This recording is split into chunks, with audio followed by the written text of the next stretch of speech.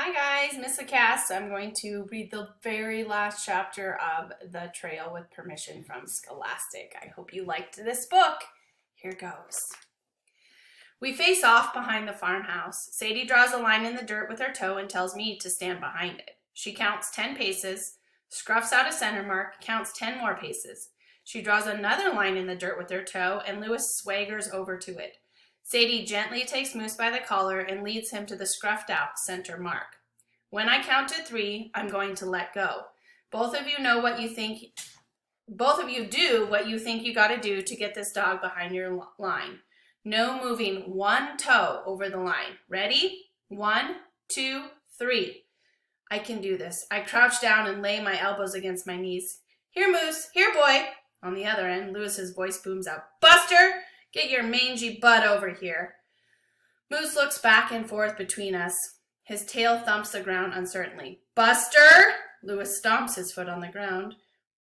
Moose plasters his ears against his head and whines. Lewis jerks his finger down and points toward the dirt behind him. Now!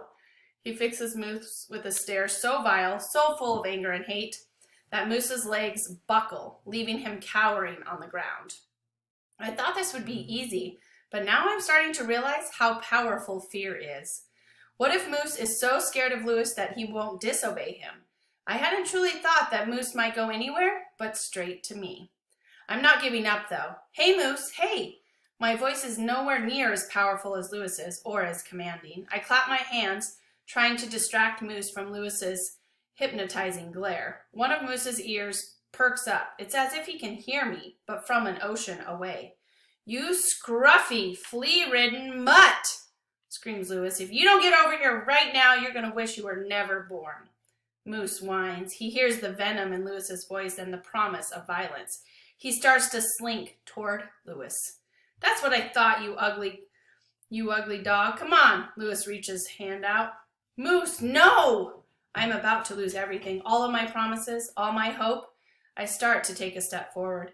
Get back behind the line, you filthy maggot. Lewis's fingernails are inches from Moose's collar. He glares at me.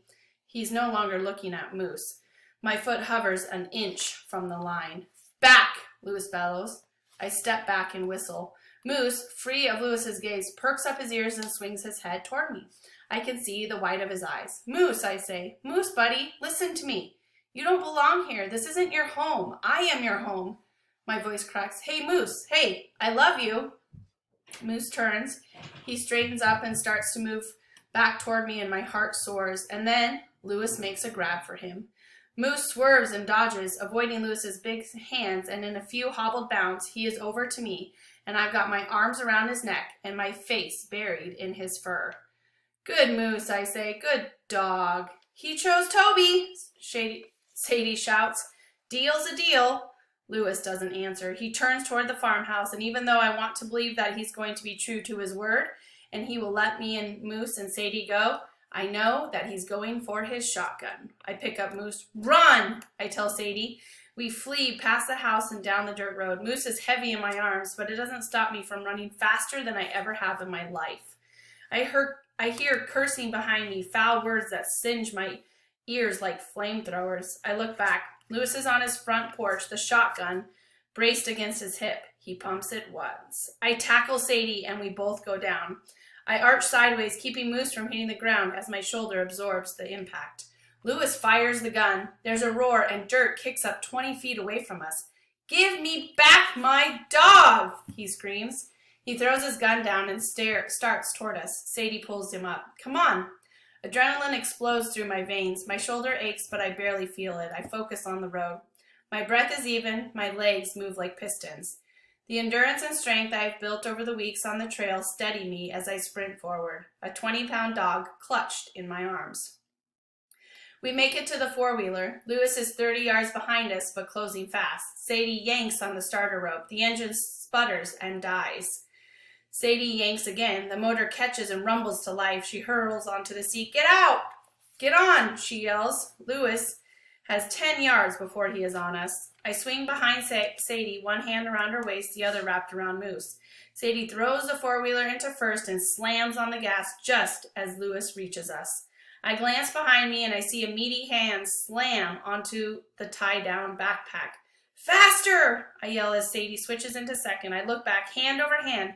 Lewis is climbing over my backpack and onto the four-wheeler. There is no time to think. I let go of Sadie and twist around, unhooking the bungee cords, keeping my pack in place. The cords whip through the rack and suddenly they are free and tumbling off the four-wheeler, along with my pack and Lewis. Sadie hits third and my heart begins to slow as Moose's former owner fades into the distance. I let out a wild scream of victory. I got my dog back. As I ride along the bumpy road, I glance down at this dog. I think about Lucas, and the trail, and promises, the ones that were meant to be kept, and the ones that turned into other promises. It is not about finishing the trail. It's about finding what's important in life and fighting for it. It's about friendship and adventure and realizing how strong you can be. Back at Sadie's house, I ask to use her phone. I dial a number I know by heart. Hello? Hi, Gran. My voice nearly breaks. I'm ready to come home. After I hang up the phone, there's one more thing I have to do. I fumble in my pocket and pull it out. It's weather-beaten and beyond crumpled, but the words are still so clear. Almost all of them are crossed off. There's a cup full of pens on the kitchen counter. I take one and go outside with Moose. Together we walk until the woods surround us, where all I can see are trees with their summer green leaves and the unmarked ground ahead of me. Unlike the Appalachian Trail, there is no path to follow, no white blazes to show me the way. I take the list and rest it against the bark of an old oak tree. The tip of the pen touches number 10, and I draw one long, unbroken line. It's time to make my own trail. The end. I hope you enjoyed the trail.